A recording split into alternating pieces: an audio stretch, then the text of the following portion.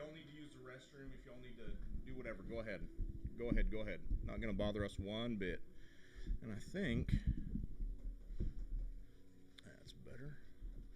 I might have this how I want it, maybe, without having to mess with it 1,000 times. Let's see. I don't know. We'll do our best. Lance, thank you for playing, Lance. Lance drove 3 hours and hauled his stuff up here to play for us, so thank you, Lance. Yes. Clapping is good. We do that. We believe in clapping. That's good.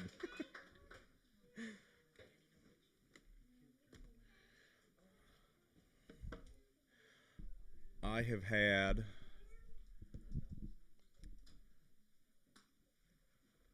squared away here. I don't have a ton written down for notes, guys. I didn't really, as I've been progressing in this journey, I kind of am learning to. I'm kind of learning to flow with the Spirit in when I have a lot to write down and feel like there'll be a lot of,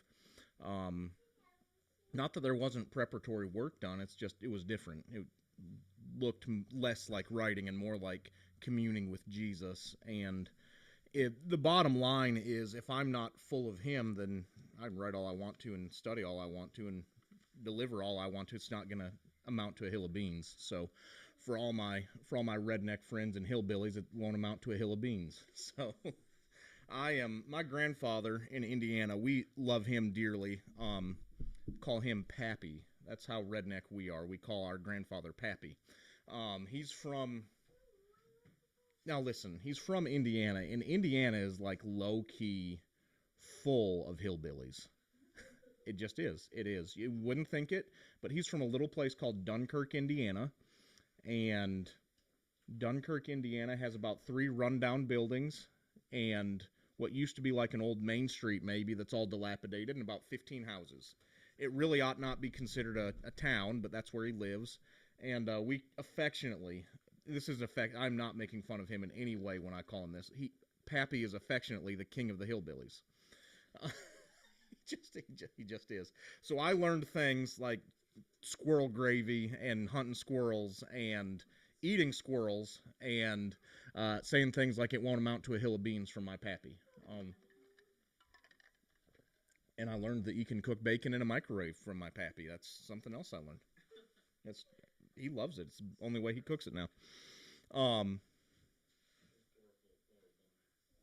It's not great. You throw a paper towel over the top of it. It just smells your whole microwave up. Everything you throw in there smells like bacon from now on. But he's like 81, and he's a bacon microwave and another microwave. Then you have to have 2 microwaves. And what are we even doing at this point if we have to have 2 microwaves? The whole point was to have 1 microwave for everything, right? So, I mean, just cook your bacon in a skillet or in your oven like a normal person. You won't have that issue. But Blackstones, yes, sir. Keep it outside. That's right. Keep it outside. That's a good point. That should be their motto. Blackstone, keep it outside. Somebody needs to pitch that to Blackstone. You could add music. It could be a little jingle. Keep it outside. Y'all, that's funnier than you're laughing. I don't know what to do to help y'all. I'm gonna make myself laugh if nobody else will. So, we had, what night was it? Babe, was it Thursday night that old Toby joined our family? Today's Saturday, so it would have been Thursday. Yeah, my sister texted me and said I better get a shout out on your next podcast. So this is your shout out, Susanna. This is your shout out. My brother-in-law and sister welcomed a new baby. This is their 4th child. They did that Thursday night. He's a miracle baby. They've had some severe complications being able to have another child, and won't go into all of that. That's her story to share. But have had severe complications, and the Lord gave them a son, and they have 3 girls. They've got 3 girls, and Rose is the oldest, and is she 12 now? She's about to be 12. Golly, I remember when she was not 12 and I was not old. Um, but they welcomed a new baby into the family. So shout out Toby, and his name is Tobias, and she hates it that I'm already calling him Toby.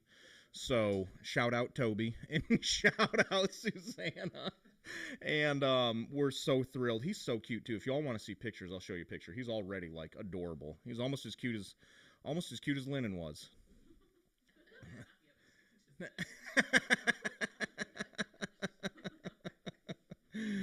Oh man, so we're thrilled about having Toby added to the family. So I'm just gonna keep calling him Toby, Susanna. There's nothing you can do about it. So just get used to it. And the beautiful thing about talking trash to your family on a podcast that they'll listen to later is it's just saved forever, and they can't really respond in any meaningful way. So I can y'all are getting uncomfortable on me, and I'm just what is going on? This is normal. Um, huh? They can start their own podcast. They won't have 13 followers like I do, though. It's gonna take them a while to build an audience of 13. Influence and reach. Listen, if you want influence and reach, come speak to me. You grow a giant beard. You tell jokes that nobody thinks is funny. Um, or thinks are funny. I even said that wrong. Um, and you cry a lot while you talk, and that's how you grow influence and following. And you do it in your home, and yeah, that's what we do. So that's if you wanna. Those are the 1, 2, 3s of becoming influential in the church world: is grow a giant beard, have tattoos that stick out of your shirt. The two things that are very important: tattoos and a hat. You have to have a hat and a giant beard, and you tell jokes that nobody thinks are funny. You can't lose that way. Um, y'all, that's kind of funny, and y'all are not laughing, and that's making me feel a little bit bad. So we're gonna we're gonna get serious. I promise. We will get serious. We will get so serious today that even is kind of funny. Y'all, it has been a month since we joined together. That might be too long.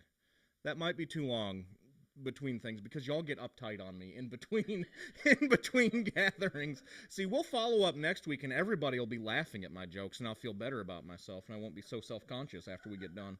Think, my God, they don't think I'm funny anymore. I don't know what we're gonna do. Thank you, Lance. Thank you. Well, you know what? I'll receive that. I'll receive that. So we're going to go today to Luke 7, and we're going to read 11 through 17, and I'm going to frame this with something, but I also I'm going to sprinkle in some review because I have unintentionally continued in the vein of our previous two gatherings. This was not intentional in my heart as I set out to put this together, as I set out, before the Lord, seeking the Lord for what he would have me share. I didn't intentionally continue in the vein of our previous two teachings, but I believe the Spirit is showing us something that he is determined for us to not just understand, not just grasp mentally, not ascend to mentally, but I believe he's committed to our receiving of that truth in a substantial way. I believe he's committed to that truth becoming incarnational in our hearts. And when I say incarnational in our hearts, I mean revelation. Pop always used to teach it this way: revelation must become manifestation. Someone needs to give their heart or their life to allowing the revelation that the Spirit gives them to become a manifestation in their life, something you can hold. Bill Johnson says something that always challenges me, that I so love him for, and also kind of like, dang, Bill, every time he says it, because he says this: faith is measurable. Measurable. Faith should be measurable. Your faith produces something. Your faith produces something. Now, there are times when the measurable that your faith produces is peace in your interior world while you're contending for the Lord to break through for something. That can be measurable. It does not always have to be material, the things that your faith produces, the things that does not always have to be material, the measurable that your faith produces, but it should be something that can be measured in some way. And that's always very challenging for me, and I can never argue with it. It's always challenging, and I'm always like, gosh, are you sure? Yeah, I'm sure he's right.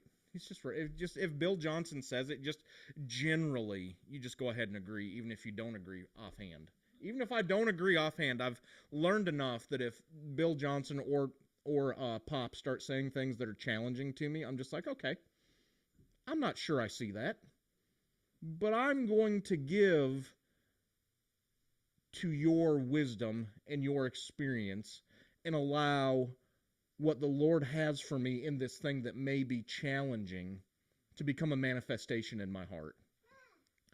And now one of the beautiful things about having a relationship with the spiritual father is he never requires me to think the way he thinks. Never asks me to. In fact, encourages us to think differently than he does about things. Encourages it. And I encourage y'all, think differently than me, because if everybody thought the way that I think, I'd get really bored really quick. First of all, I would. I'd get very bored really quickly because I'd just have a bunch of people that, oh yes, that's great, that's wonderful. And there's never any question. There's never any mining out of further truth. There's never different perspective that can add a turn of the diamond to the revelation of the Lord to the family. This is how family members become valuable in spiritual family, is you each have a piece. You each have a different perspective that adds a turn of the diamond to what we're looking at, because ultimately what we're studying and what we're searching is beyond finding out.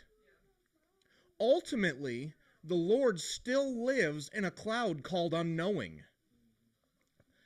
The early church fathers were adamant that he is surrounded by a cloud, and the name of that cloud is unknowing. You can't know him.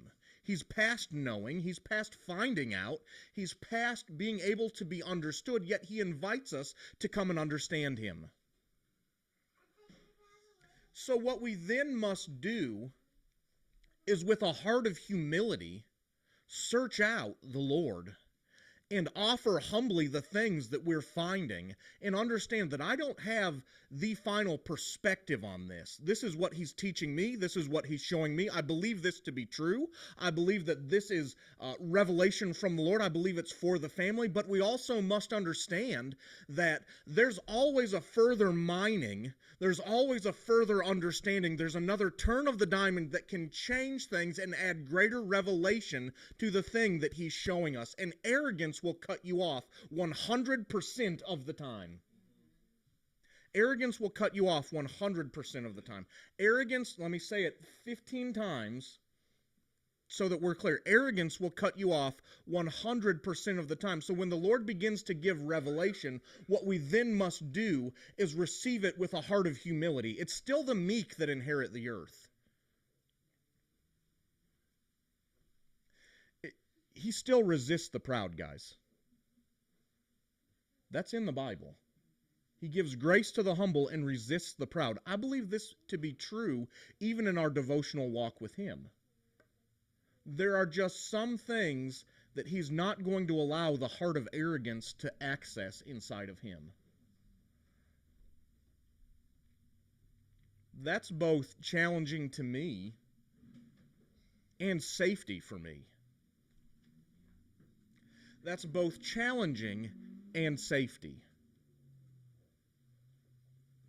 I don't know why I'm talking about this. I just start and things start coming out. That's both challenging and safety for me.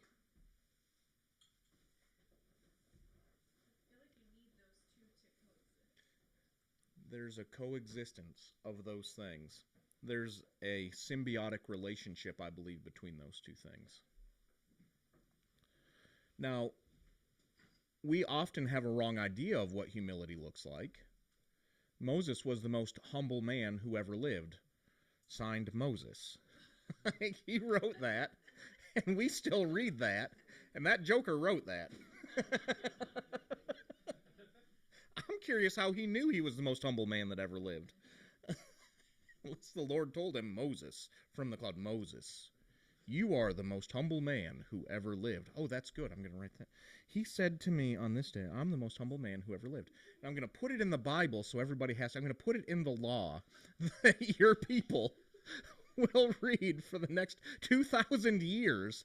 And they're going to have to understand that I'm still more humble than any of them alive today.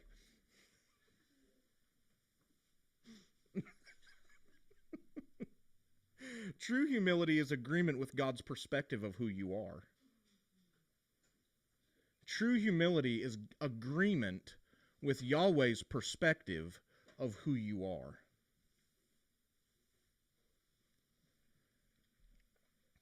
Ultimately, what... Okay. Gosh, I'm getting deeper on this than I wanted to, but we're going to go there for a second. Ultimately, if we agree with his perspective of who we are, what will be the result of the agreement of that perspective? Well, what is his perspective of us? That must then be the first question that we ask in order to access the heart of true humility. In order to access the heart of true humility, what then must we ask? We must ask if the definition of humility, and my working definition of humility, which I stole from Damon, I just stole it.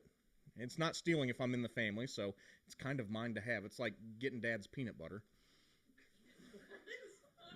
Peanut butter was the first thing that came to mind. It's in this cupboard, and I eat it, and it's good. Slap it on some bread, and you eat it, and it's delicious every time. You throw it in your protein shake, and it's even better. It adds something to it. Makes it so you're not starving when you get done with your protein shake. Gabe knows what I'm talking about. Don't act like you don't know, Gabe.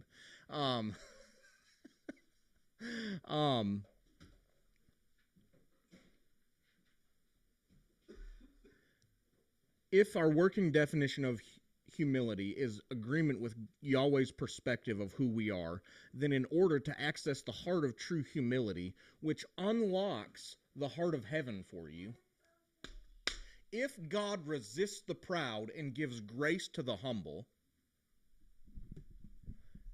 okay, if God resists the proud and gives grace to the humble, and that remains true, which it does, we then have the responsibility to understand just a couple of things. One, what is the definition of humility? And two, how do we access true humility in order to unlock the riches of heaven in our lives?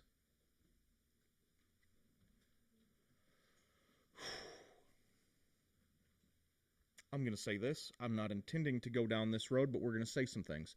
So, if the kingdom works on inheritance, which it doesn't work on wages earned. That would make us slaves, not sons. That would make us slaves, not sons, or workers and not sons. And Yahweh has called us sons. If the kingdom of heaven works on inheritance, what then is the qualification for inheritance? 100% of the time, it's maturity. The maturation of the son determines the inheritance of the son. It determines the rhythm of inheritance. It determines the pace of inheritance. And guys, a lot of the time, it's going to determine the amount of inheritance. So then, what unlocks maturation inside the heart of the believer? Humility will unlock a maturing in the heart of the believer faster than anything else. I believe that to be true. I believe that to be true. Humility will unlock maturation inside of the heart of the believer. A true heart of humility. Why do I say that? See, we approach humility with a wrong understanding of what humility is. We approach it with an American understanding of what humility is, or if perhaps worse, a religious understanding of what humility is, and we call the person who thinks poorly of themselves, talks themselves talks down about themselves, has a low view of who they are. And we'll just, in the South, at least in the South, where I spent, the majority of the last decade, they'll just say, oh, that person's just humble. And they don't pronounce the H for some reason in the South, and they call them humble. And I don't quite understand how the H got silent, but it did get silent somewhere in the deep South. It's silent, and I still don't quite understand that dialect, but they call them humble. And it's like, my God, they're just so humble. God bless their hearts. And no, they're not humble. They're under demonic oppression. They're under a demonic lie that would say that they're unworthy. Jesus, that they would be unworthy of receiving God's perspective of who they are. And we approach humility under that same delusion. I feel it right there. We approach humility underneath that same delusion, and heaven is roaring over us in this age. You've got to understand that you have to agree with my perspective of who you are in order to walk in true humility. You know what that will let you do? You know what understanding his perspective of you will let you do? It'll let you open blind eyes and wash feet. The two are not mutually exclusive. You can open blind eyes and wash your betrayer's feet all in the same moment. You can I'm opening blind eyes over here, and I'm letting Judas steal from me on the other side. Because I love him. God. I'm washing his feet. I'm restoring Peter after Peter's betrayal. I still contend Peter's betrayal was far worse than Judas' betrayal because it says Judas accomplished the thing that he was born for. He was destined to betray Christ. That's what the word says. And Peter's testimony could have saved him because it required 2 witnesses.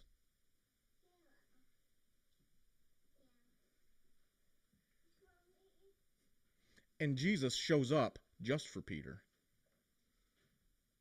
Well, I've still got some things for you to do, Peter. I want you to turn and feed my sheep. Man, you open deaf ears, pull people up out of their lameness. Pick up your bed and walk. Pick up your bed and walk, man. Pick up your bed and walk. And hug on a tax collector all in the same moment. True humility in understanding the perspective of heaven of who you are allows you to walk in what we would say those 2 things are conflicting.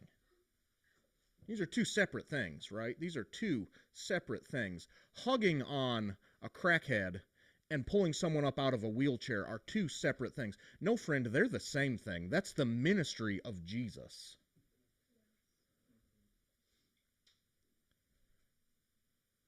Okay, so let's take it a step farther. Laying your life down for your spouse. Laying your life down for your children. And walking in purpose. and walking into the purpose that Yahweh has designed for your life. We've got it so backwards in the church, guys. We've got it so backwards that I'm going to go over here and I'm going to accomplish my purpose. And I'm going to completely ignore the ones closest to me, abuse them, and be distant and disengaged when I'm near them. Do a dish? I'm the man of God. Do a dish? Pick up after the kids. The man of God is too busy to pick up after the children. You're not a man of God.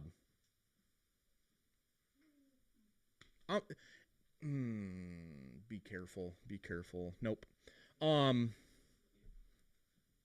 If you're too powerful in the ministry to wash a dish or pick up after your kids or help your wife in a tough moment, friend, you're not a man of God. You're a pretender on a stage that people come to be entertained by, but you don't carry the heart of heaven. You don't. You don't. And there's a path of repentance available to you, but it's only open through the gate of humility. And the true perspective of heaven allows sons to walk in seemingly contradictory walks of life and hold that tension beautifully because they understand it's all the ministry of Jesus. It's all the ministry of Jesus, and there's no dividing line between the secular and divine.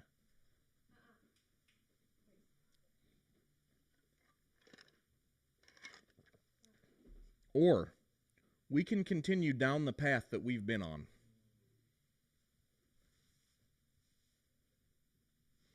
Get really good at entertaining folks. Get really polished.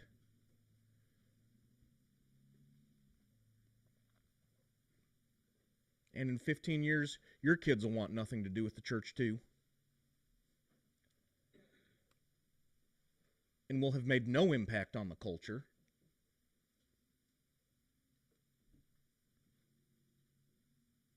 And nothing will have changed.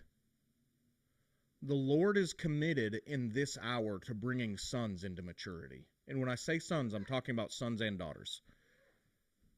The Lord is committed in this hour to bringing sons into maturity. Why?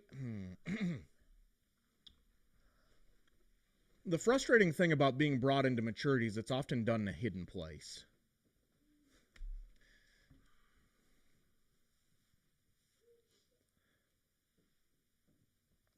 It's often done in hidden, dirty places. It's done in less than ideal circumstances. It's done sometimes through hardship. It's done sometimes through delay. Sometimes it's done through contradictory. How do I want to say that? Sometimes it's done just contradiction. Seeming contradiction is a way. Adversity probably would be the word that encapsulates all of that. Adversity is a lot of the time the way that Yahweh brings us into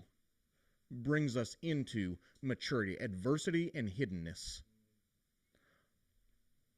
are two tools in the hands of the Lord. I'm not saying the Lord sends bad things. I'm not saying that. He doesn't have bad things to give.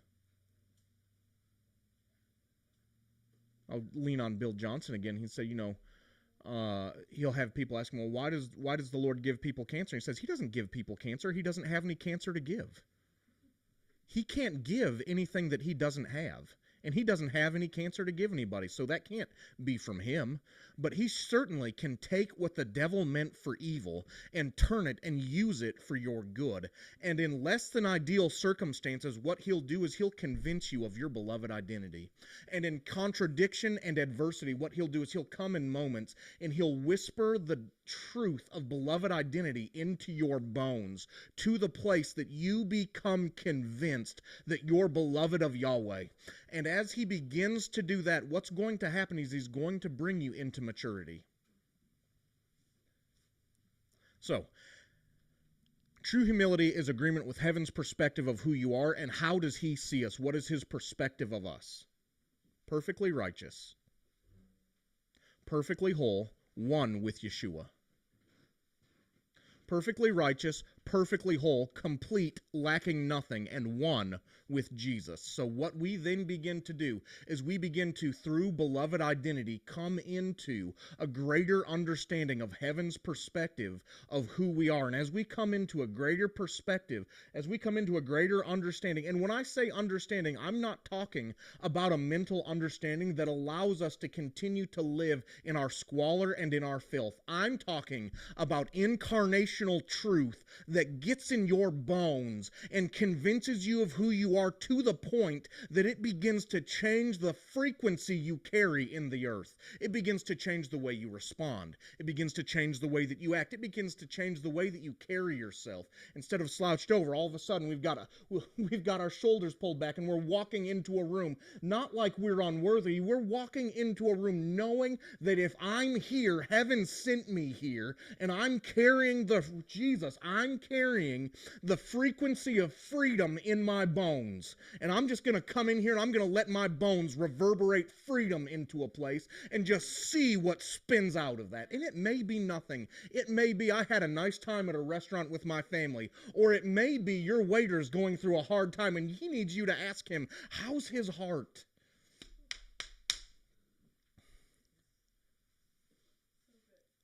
I was in Mobile for Under the Oaks, our previous Under the Oaks, and we we I don't want to share this, but I will. We were eating at a restaurant. I was with Mark Castro, and we were eating at a restaurant. I had just worked out with one of my heroes in that world, and needed to get some food because I was shot to pieces, tired, and and Mark's son Elijah had worked out with us, but Mark did not. So shout out Mark for being lazy. He's not going to listen to this anyway. He won't hear me take a shot at him. But if you do, Mark, I took a shot at you and I meant it. Um,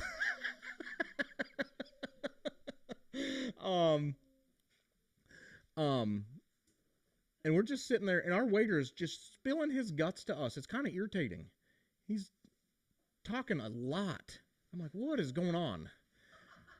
You're giving me your life story here, dude. I just want some chicken and rice so I can eat and feel better. That's all I want right now. Bring me the chicken and the rice so that I can put it in my mouth and eat it. And he's talking to us about moving jobs and living with his mom, and the water's turned off in his mom's house, so he has to get a gym membership to take a shower. I'm like, my God, something has gone terribly wrong in this guy's life. And then he starts talking some more, and we ask him, hey, bud, what brings you to Mobile? Why'd you move? Because he moved from Denver. He said, well, I got a divorce. And I said, huh. And I just look at him. I said, how's your heart? And he responds to me and says, I feel like you're looking into my soul when you ask me that. And I said, well, that's because I am. I just responded to him. I said, it's the truth. I am looking into your soul, and I can see your heart's hurt. What's going on? And he said, well, I'm okay sometimes, but there are nights I sit alone and cry in my mom's basement. It's terrible. I said, buddy, let me pray for you. I prayed for that man, and I felt the glory of the Lord touch that man. And we didn't have any dramatic response. I didn't cast a demon out of him or anything like that. What happened was he said, hey, where do y'all go to church? And I said, well, we're going down there to Homestead Mobile. We're going down there to Homestead Mobile, and you have a blessed day, bud. But what I'm finding is as we are obedient to those moments, you don't know the effect that has on someone. You will never know the effect that has on someone. And it could be 15 years from now. That man's life is completely revolutionized through one moment in a restaurant. Or not. Or it was a moment of being obedient to the whisper of the Lord and giving that man an opportunity to come into light. And someone else can come along and water that seed. One of the worst things we ever... I'm rambling so much today. Sorry, guys. One of the worst things we ever did was put this pressure on us to record everything on our stupid cell phones that we ever do out in the culture. I hate that culture so much. I hate it so much. And I understand the people that started it have a pure heart and whatever. I hate it. Let's record ourselves doing the ministry of Jesus in the street so we can build a following. Are you kidding? Oh, God. It puts pressure on, and what it will do then is cause things to be less than authentic. So you're doing things for a purpose rather than simply obeying the heart of the Lord. All right, so we're going to go to Luke 7. I did not mean to say all that. Good Lord. All right. True humility is agreement with heaven's perspective of who you are. You're a son. You're in Christ. You're seated in heavenly places, far above all principality, power, strength, and dominion. Seated in heavenly places, far above power, authority, strength, and dominion. Seated in the highest possible seat of honor. One with Christ, united in Christ. joined to Christ mystically in his crucifixion, in his burial, and in his resurrection. He took captivity captive. We're going to celebrate that next Saturday, Holy Saturday. We're going to celebrate Jesus taking captivity captive and giving gifts unto men. The Orthodox Church celebrates Holy Saturday so well. In the Orthodox tradition, Jesus invaded hell, emptied hell out, and left the devil there alone with his demons and lonely, preaching to those that are in captivity.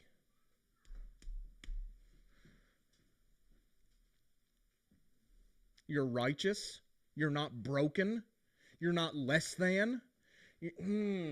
I don't know why I'm hammering this so much. Somebody needs to hear this. You're not broken. You're not less than. You're not barely getting by. You've been mystically joined to Yeshua, the Son of God. He's the firstborn among many brethren that are to follow him. He's the firstborn from the grave, the first of many that would follow him and bring many sons to glory. The word says he's going to bring many sons to glory. So you know what that means? Heaven's perspective of you is that you're glorious. Jesus. And in order to walk in true humility, you've got to understand that and be able to hold the tension of humility looks like me washing some feet and also opening deaf ears, opening blind eyes, also trying to say this in the most edited way I can, being kind to your wife, being kind to your kids, having patience. Lord, give me some more patience. I'm still working on that one. I'm still working. I try. I do good some days, and some days I am terrible.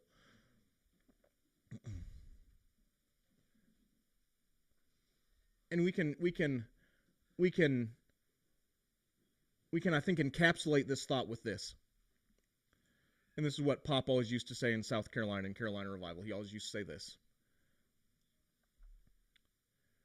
The Father refuses to view us through any other lens than Yeshua. And it's time that we return the favor.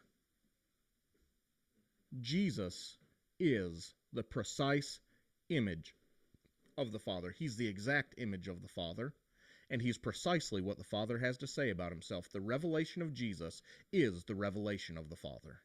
He's not different than Jesus. He's not less kind. He's not less patient. He's not less loving. He's not less powerful. He's not less for you. He's not less on your side. He's not less Jesus. He's not less. Man, he's not less on our side than Jesus. He is the exact same as Jesus. So all that goodness you see in the Gospels is the Father revealing his heart to his children. All that goodness you see in the Gospels, all the challenge that you see to the religious spirit, all of the challenge that you see to the people that would lead people into a misunderstanding of the Father's heart, that's him too. He's cleansing temples and he's washing feet. He's letting prostitutes washes, it would have been considered a humiliation to let a woman like that touch a rabbi's feet, and he did it staring them dead in the eyes. Man, he was a stone-cold killer. Golly, staring Simon dead in his eyeballs while she wept and washed his feet, and then had the nerve to tell him, one of you will leave sanctified today, and it ain't you, Simon. That's the Father too. All right, I'm gonna briefly touch on. I don't know even what time it is. I've not been paying attention. How long have I been talking? I've been talking too long. Luke 7.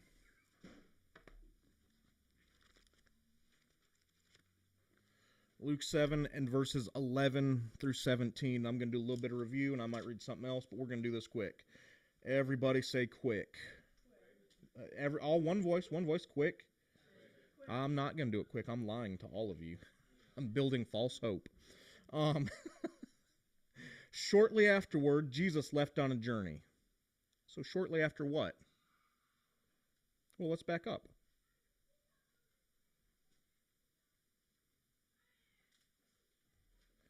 John's disciples had just come to Jesus from prison and said, John has sent us here to ask if you're the one that we seek, or are we waiting for another? Jesus then completely ignores the question and turns and ministers to an entire crowd of people, heals blind eyes, opens deaf ears, pulls the lame out of their sick bed. And then it says that he says to John's disciples, go and tell him the things that you have seen. The blind see, the deaf hear, the lame are raised, and the dead are brought back to life. So, did someone bring? We don't have a firsthand, story here, but it's reasonable to assume perhaps there was a resurrection in the crowd. And then he turns to the crowd and says, there's never been a man born of a woman more important than John. And begins to tell the crowd about John. This is so interesting. John, you don't need to know who I am. You need to remember who you are. Did not offer an explanation of who he was. He offered back to John an explanation of who John was. John, you know your purpose. You know that you were brought into this world to be covered in the mantle of Elijah and prepare the way for the Christ. Don't forget who you are, John, just because you've been landed in the middle of a contradiction. Don't forget who you are because you've been landed in the middle of a contradiction, John. You've been sent to prison for your ministry. You opened your mouth and fought against power, which is the mantle of Elijah is going to go ahead and do that sometimes. The spirit of Elijah is going to cause someone to do that sometimes. John, don't forget who you are just because you've been thrown into the middle of a trial. You don't need to know who I am. You know who I am. You forgot who you are, prophet. You forgot who you are, John.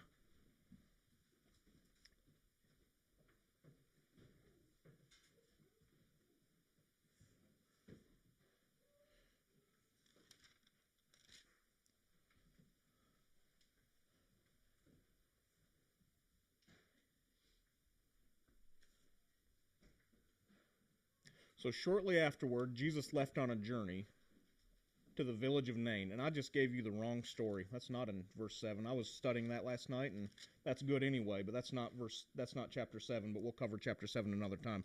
That word's for somebody. There's a reason that I did. There's a reason for that word's for somebody. Don't forget who you are. Don't forget who you are. Jesus heals a man from a distance above this. That's not the intention of the Lord right now. The intention of the Lord is to speak to somebody who's in the middle of a trial, and you've forgotten who you are, and you're asking Jesus, who are you? Where are you? I'm needing to understand just exactly who you are to me, Jesus. And Jesus is speaking to you right now. Don't forget who you are just because you're in the middle of a trial. You know who I am. Don't forget who you are. Don't forget who you are. Don't forget who you are. Don't forget who you are. Shortly afterward, Jesus left on a journey to the village of Nain, with a massive crowd of people following him and his disciples. As he approached the village, he met a multitude of people in a funeral procession, who were mourning as they carried the body of a young man to the cemetery. The boy was the mother's only son, and she was a widow. When the Lord saw the grieving mother, his heart broke for her, and with great tenderness he said to her, "Please don't cry." Then he stepped up to the coffin and touched it. When the pallbearers came to a halt, Jesus spoke directly to the corpse, "Young man, I say to you, arise and live." Immediately the young man sat up and spoke to those nearby. Jesus presented the son to his mother alive. A tremendous sense of holy mystery swept through the crowd, and they shouted praises to God, saying, "God himself has blessed us by visiting his people, and a great prophet.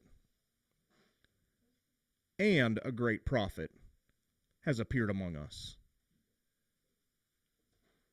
And a great prophet has appeared among us. The news of Jesus and this miracle raced throughout Judea and the entire surrounding region. I want to frame this with something that I thought was profound as I studied some text about this passage. I want to frame what we just read with this, and I'm going to go back into reading this. And this is a quote from Friar Anthony Hughes. And this is from a message that he gave at St. Mary Orthodox Church in Cambridge, Massachusetts on October the 6th, 2019. So this is Friar Anthony Hughes speaking at St. Mary Orthodox Church in Cambridge, Massachusetts on October the 6th, 2019. And Friar Anthony said this: "It has become clear to me that Scripture is an open window into what appears to the mind as an alternative reality.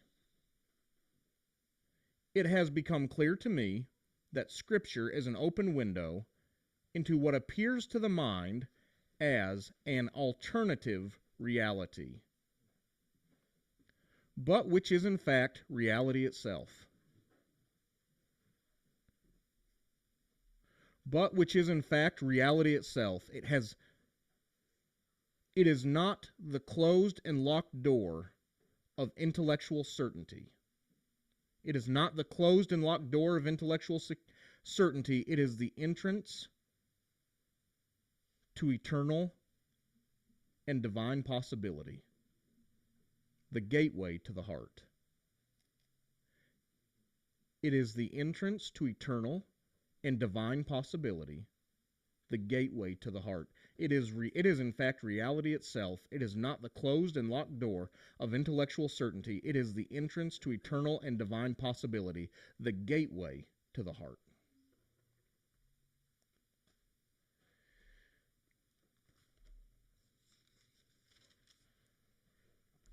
Shortly afterward, Jesus left on a journey to a village of Nain, with a massive crowd of people following him and his disciples.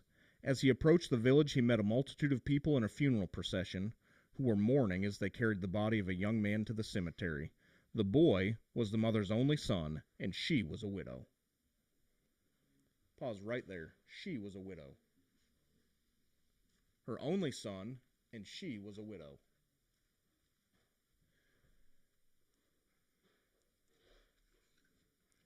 It's not an exaggeration to say that this woman, being a widow and now having no son, would have been destitute the rest of her life. Not just destitute, probably a beggar, and possibly a worse fate awaited her.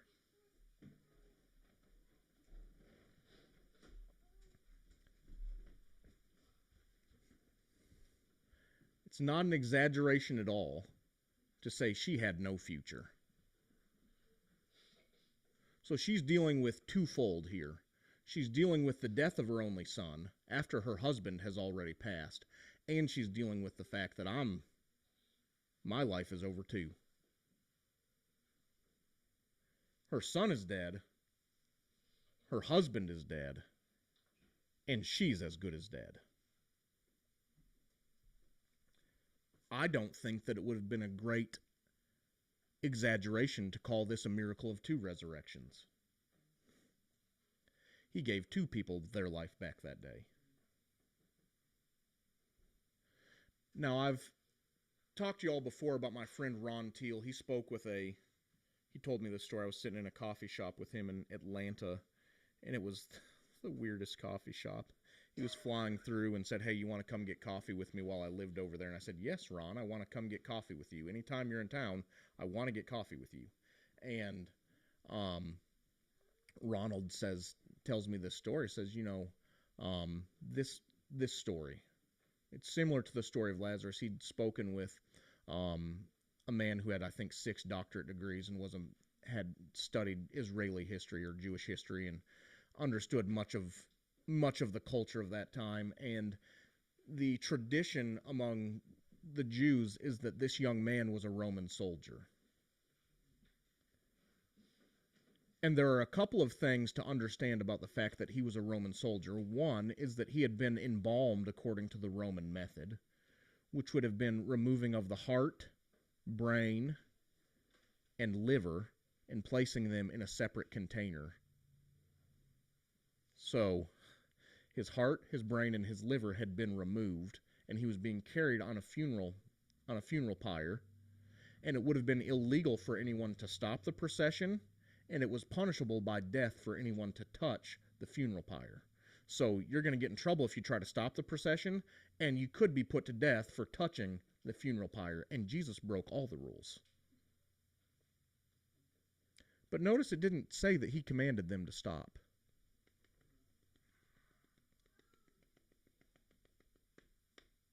Notice it didn't say that he commanded them to stop.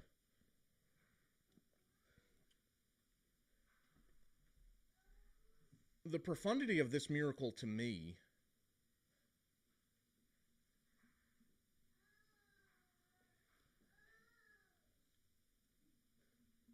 isn't even the raising of the boy. Although that would have been a recreated brain, a recreated heart, a recreated liver, all in a moment. All he had to do was touch the thing that was carrying him to his grave. Say, son, rise up out of your casket. Son, rise up out of your casket. The man rises up, and the people say, God himself has visited us this day, and a great prophet. So I want to read that just quickly. A great prophet has appeared among us. You know, New Testament prophecy is by definition the testimony of Jesus. New Testament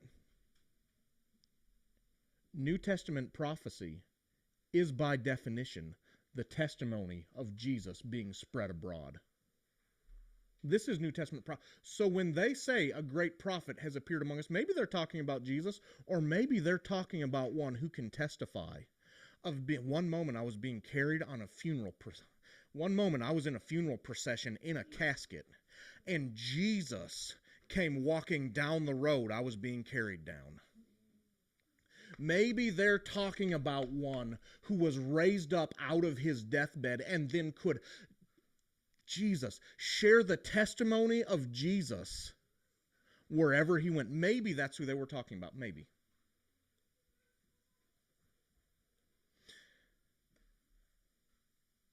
The last 2 weeks, or the last 2 gatherings we've come together, we've explored, it's been 3 now, we've explored the story of 3 women, and this has not been intentional on my part. This has not been intentional at all. We've explored the story of 3 women.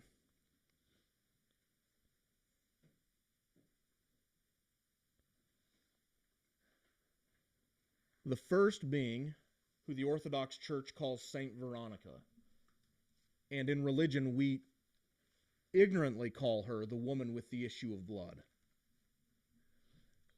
I call it ignorance because there was never a time at that point in the ministry of Jesus that anyone had had the courage to say, if I could just touch the hem of his garment, I know that I'll be made well from my sickness. But if you fast forward to Mark chapter 6, you're watching an entire crowd follow Jesus, and as many as touched him were made whole.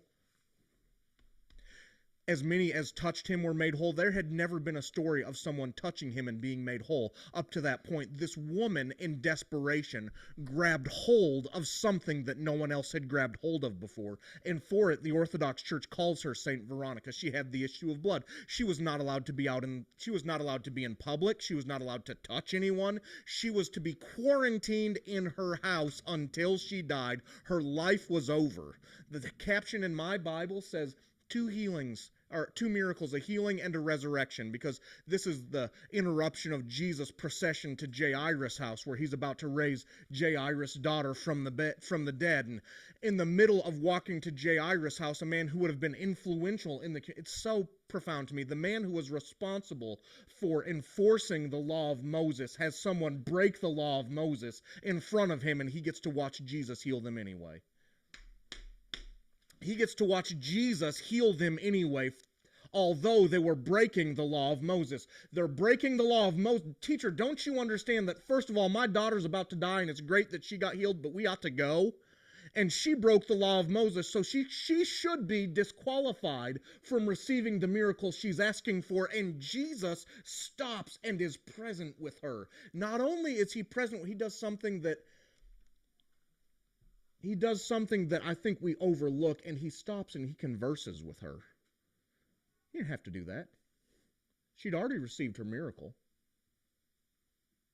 Didn't have to do that. She'd already received her miracle. She had already received the thing she was asking for. And Jesus stops and says, "Woman, oh, your faith has made you whole."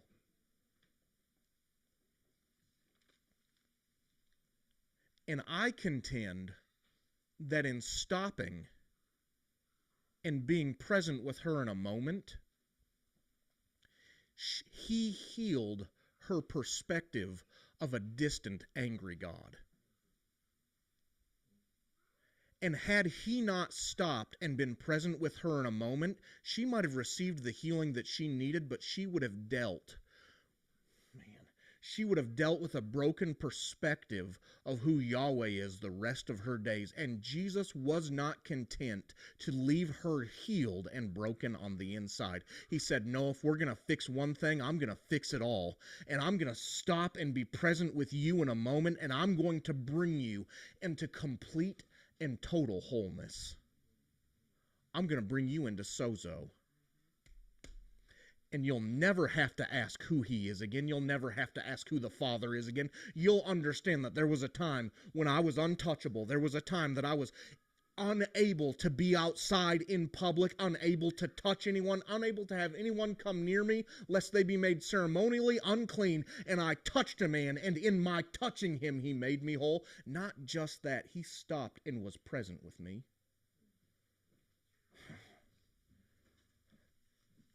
Saint Veronica. Jesus was present with her in a moment and brought her into wholeness. And then we have the story of the woman at the well. We looked at who the Orthodox Church calls Saint Fotini, a woman of such profound gospel power that when the Ephesian church came into persecution and the leaders of the church were under duress and had to leave the church, they called this woman in to lead the Ephesian church. The church at Ephesus was led by Saint Fotini after the leaders of the church had been run off by the government. They'd had to go into hiding, and they said, "There's only one person that we can think of that carries enough glory on her life to come in and lead this profound example of what the church ought to look like." And it's that woman who at one time was at a well and had 5 husbands and was living with someone who wasn't her husband. Jesus meets her at a well. It's so interesting how these stories all kind of have a similar thread. Jesus is walking somewhere and someone interrupts Jesus. And then Saint Fotini is going somewhere and Jesus is waiting for her at her destination. And what does he do? What does he do? He asks her for a drink. Why would a Jewish man ask me for a drink? You have nothing to do with my people. Why would you stop and ask me for a drink? Why would you do it? Why would you ask me for a drink? You don't even have a vessel to let down and draw a drink out with. No, baby, you got to go over in that chair. You don't even have a vessel to drop down. He said, "You give me a drink. You do it. And if you knew who it was that was speaking to you, you would ask of me, and I would give you living water, that if you drank of, you would never thirst again." And she said, "I think I'd like some of that. I'd like to have to stop coming out here in the middle of the afternoon."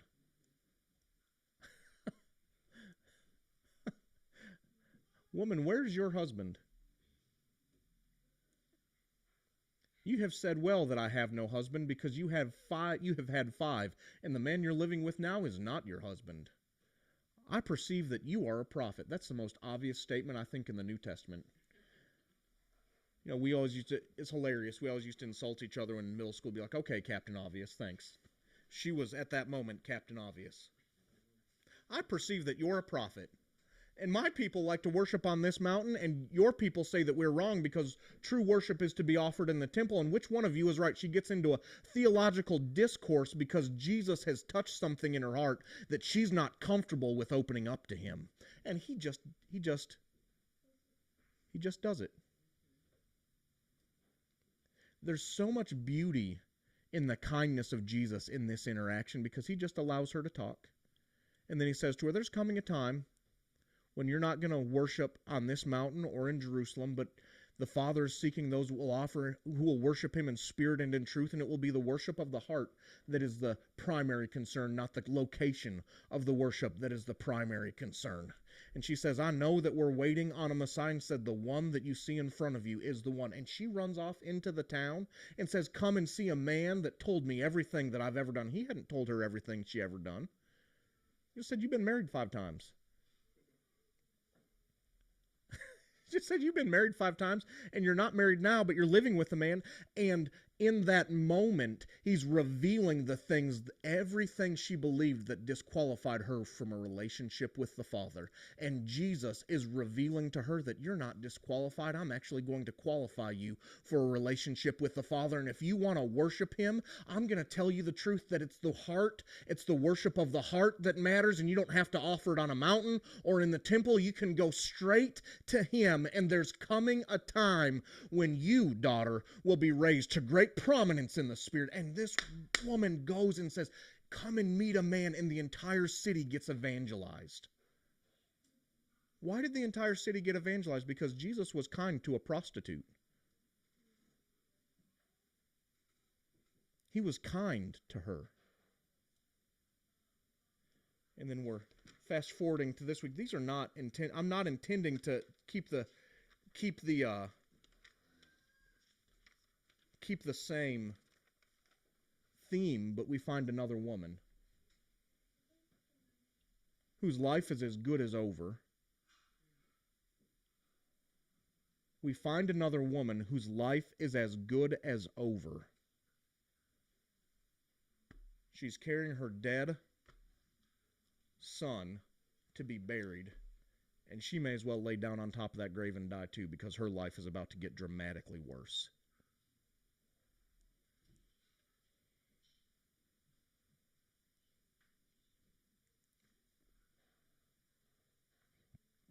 When the Lord saw the mother grieving, his heart broke for her. I don't know that Jesus was intending to do this when he started off towards Nain, guys. I'm a little bit of the persuasion that this funeral procession caught him unawares. Or at the very least, was not what he expected to find when he went to Nain. And his authentic reaction to a moment of surprise was this. When the Lord saw the grieving mother, his heart broke for her.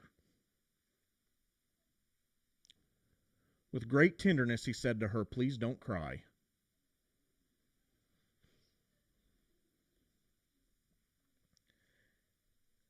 And Dr. Simmons has a footnote about verse 13. The Greek word, and I'm not even going to try on this, guys. I listened last night. It was midnight. I'm studying. I'm doing my best. It's midnight, and I'm on Blue Letter Bible, and there I'm pushing the pronunciation where they'll pronounce it for you. And I was like, yeah, this redneck ain't going to pronounce that correctly. You're close, Lucy. You're really close. So that word denotes the deepest level of compassion. There is no greater word in the Greek language to describe the depth of emotion Jesus felt for this widow. Hear that. There is no greater word in the Greek language to describe the depth of emotion Jesus felt for this widow over the loss of her son. This is actually the word for intestines. Jesus' emotions fully identified with the grief, with her grief, and he carried her sorrow. I want to just insert this little bit right here. Jesus inserted himself into St. Veronica's isolation and brought her out. He inserted himself into Saint Fotine's immorality and brokenness and made her whole. And he brought himself and put himself into the middle of this woman's, Jesus, in the middle of this woman's grief, and he carried it. He didn't just carry it, he brought Jesus. He inserted himself into the middle of it and made it new. Jesus was interrupted by Saint Veronica. Then he waited in ambush for Saint Fotini, and now the widow at Nain he meets in a collision of life and death. The one who is life itself meets a funeral procession, and it wasn't just enough for him to heal this one, because he was going to heal him. The moment he saw the funeral procession, it was on his heart, I'm going to destroy a funeral today. I don't know that that's what he intended to do when he walked toward Nain. He may have just heard the Spirit whisper, it's time to go to Nain. And so he started walking to Nain. But as soon as he saw the funeral, he destroyed a good funeral. It was always in his heart to do that, but he didn't just do that. That wasn't sufficient for the heart of God. He got down into the very depth of her sorrow and her sadness and carried it for her. Guys, he walks up to her and says, dear woman, please don't weep. I've always heard that taught as Jesus telling her, you've got to regulate your emotions and cause them to meet my presence here. And after you regulate your emotions with the arrival of my presence, I can perform the miracle. I don't think that's true at all.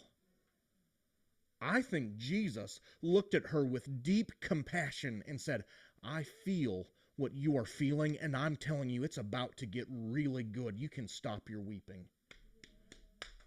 I've gotten to the depth of your sorrow. I'm carrying your sorrow right here. I'm carrying your sorrow, and I'm not going to let you be sorrowful for a moment longer. I'm going to insert myself into the middle of your pain, and I'm going to make it new.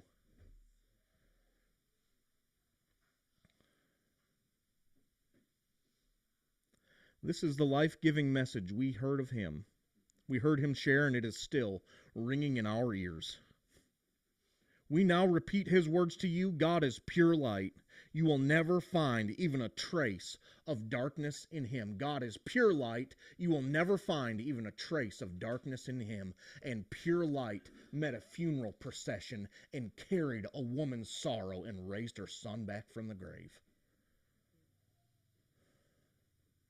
How does this apply to where we're at? Okay, so we've explored this. We've explored these 3 stories of these women. And how does this apply to where we're at? Because we don't have dead children. We're not burying children today. We're not here. None of us has an issue of blood. I've not married 5 women and living with one who's not my wife right now. So this is a little bit difficult to relate, but what it does show us is his willingness to get into the middle of the thing that we're not wanting him to get into the middle of. The thing that is most close to our heart. Often we hold back. We hold our cards a little bit close to the chest. If you're a poker player, you know what it is to hold your cards close to the chest. And Jesus is inviting this family. I believe this is part of the reason I've shared this today. Jesus is inviting this family to throw them all into the middle of the table and say, you can get you can get into any piece of me that you want to get into, and you can touch any piece of me that you want to touch, because I know that there's a greater degree of wholeness available to me as a son of Almighty Yahweh than I'm currently living in. And if this thing doesn't work for us in the middle of where we are, guys, it's not real.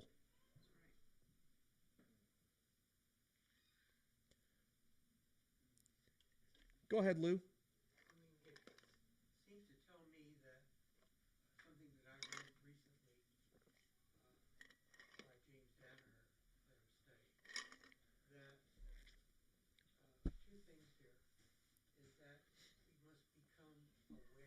Yeah. Of who we are and where we are. Yeah. And so Dana here said something that fits here. He says, Say it. following Jesus is not doing it right.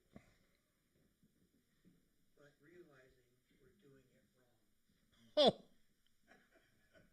oh, that's a shot to the heart. Yeah. Can you say that again? Say it again, Lou. Say it again. Following Jesus is not doing it right, but realizing we're doing it wrong. See, it puts Jesus' teaching into a different context. Yeah. The distractions of life keeps us from being aware of an opportunity for a blessing or a healing here and now, put right in front of us. Put right in front of us. I don't know how many times in retrospect I say, maybe I should have said something to that person who Yeah. they were despondent, Yeah. maybe even crying, Yeah. but I was respecting her privacy Yeah. and walked away from her instead of being like Jesus and say, is there something I can pray about for you? Man. Realizing that she was in need, but also Mm. realizing who we are. Yeah. Exactly right. We have Jesus in us, and we have the authority and the ability. That's exactly right.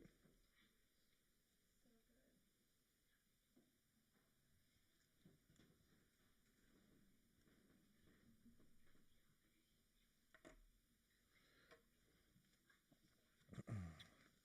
Read one more thing here. That's going to stick with me. Lou, would you text that to me after you get home? Sure. Following Jesus is not. Repeat that for me. Is not about doing it right, but realizing we're doing it wrong. Man.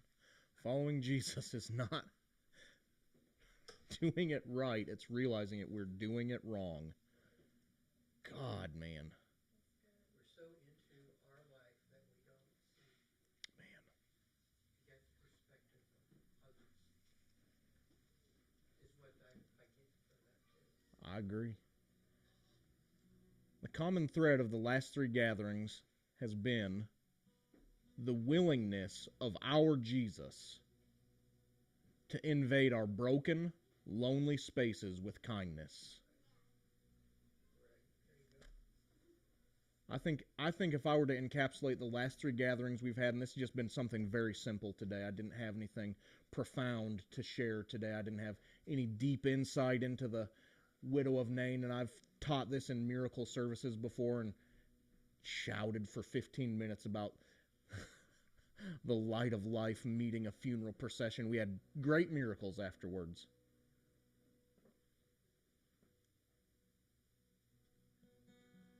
But his kindness met a broken woman. And his kindness invaded a funeral. And his kindness raised that boy back to life. And what will happen if we're still, I feel it right there. What will happen if we're still dealing with Adam's delusion of separation?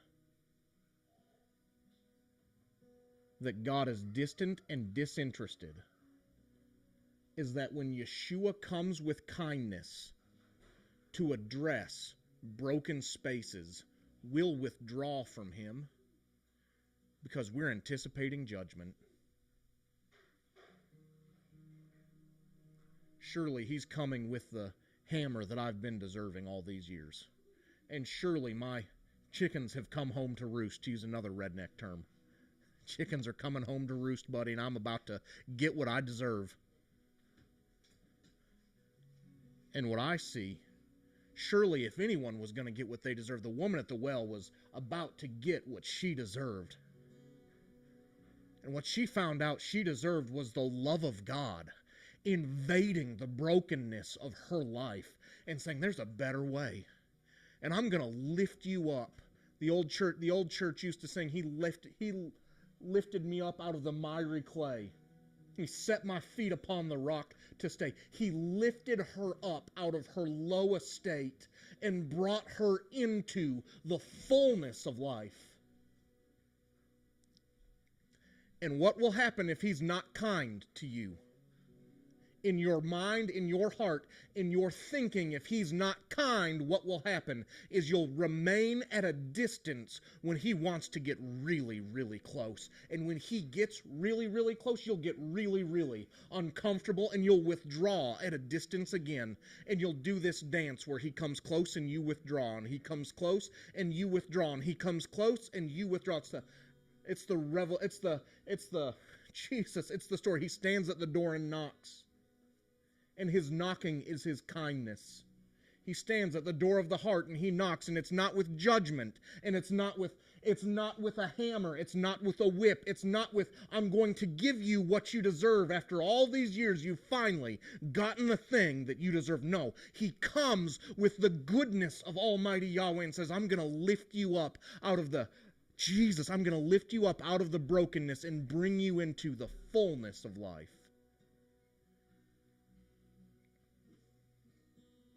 There isn't a greater witness to a culture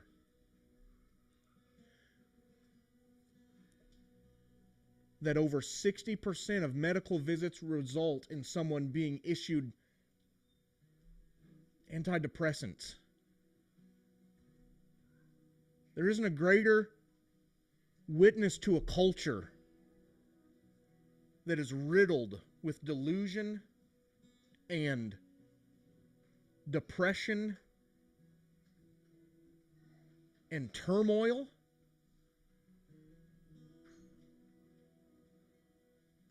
than a family of people walking in the fullness of life. You won't even have to start talking to people about Jesus for them to be attracted to you. They'll be attracted to the way you glow.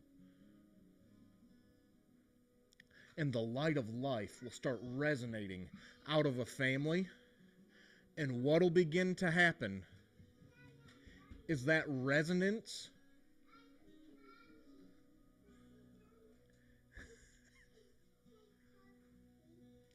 it's fake coffee, Lance. You better drink it.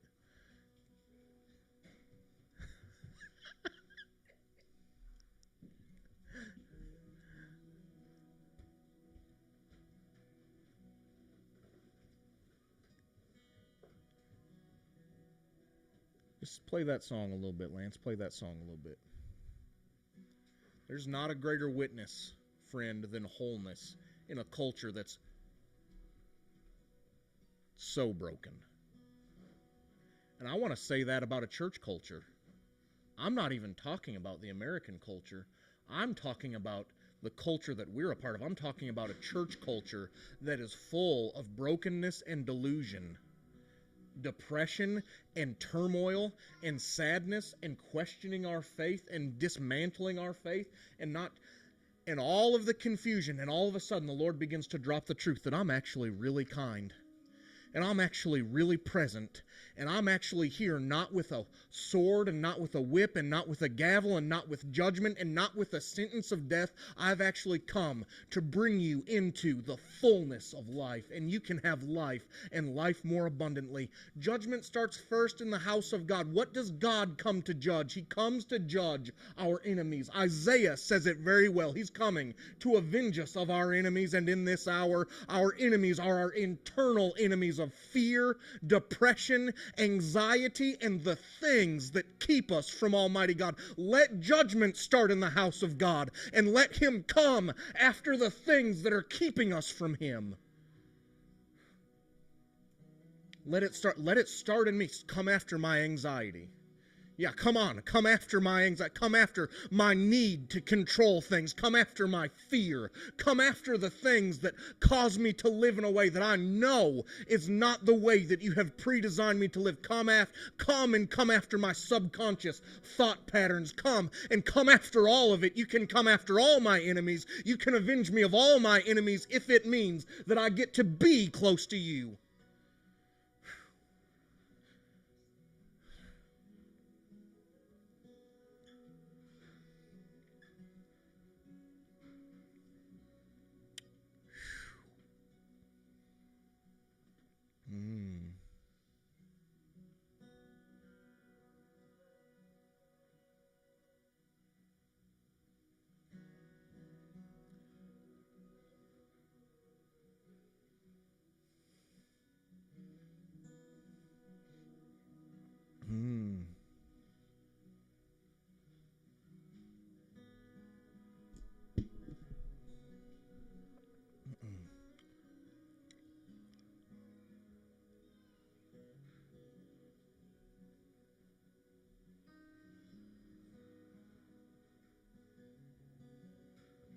Be anxious for nothing. Be anxious for nothing. Be anxious for nothing. Be anxious for nothing. Be anxious for nothing. Be anxious for nothing. Be anxious for nothing. Be anxious for nothing. Be anxious for nothing. Be anxious for nothing. Be anxious for nothing. But in all your ways acknowledge God, and He will direct your paths.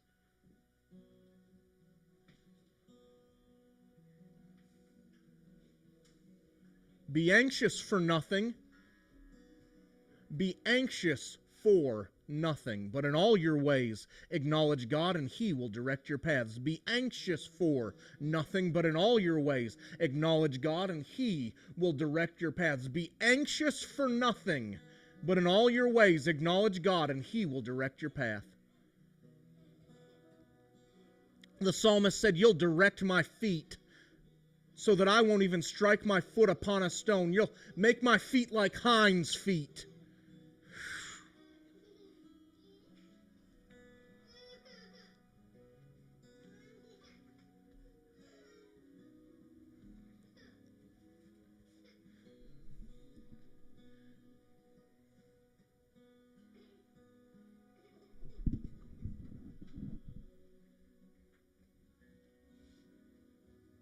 Babies are getting anxious. We've been at this a long time now. It's been 2.5 hours. It's a long time for babies to sit still. We're good. It's not bothering anybody. I've got one right there eating a Rice Krispie treat. Belly sticking out of her sweatshirt, and she's still smashing a Rice Krispie treat. Don't care.